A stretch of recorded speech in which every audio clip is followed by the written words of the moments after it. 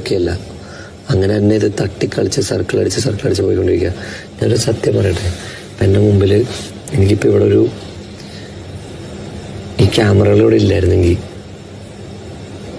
ഞാൻ ഈ സ്ഥലം മുഴുവൻ തല്ലിപ്പൊളിച്ചാലും മൊത്തത്തിൽ ഇടിച്ച് പൊളിച്ച് നശിപ്പിച്ച് ഇവിടുത്തെ മൊത്തം ജില്ലകൾ അടിച്ച് പൊളിച്ച് ആ ഡമ്പലുകൾ എടുത്തെറിഞ്ഞ് ആ മേശയും കസാരയും ഒടിച്ച് ഈ ലൈറ്റൊക്കെ തല്ലി പൊളിച്ചാലും തീരാത്ത അത്രയും ഫ്രസ്ട്രേഷൻ എൻ്റെ ഉള്ളിലുണ്ട്.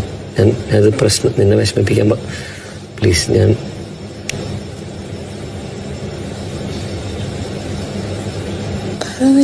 ഇല്ല, എനിക്ക് പേടിയാ.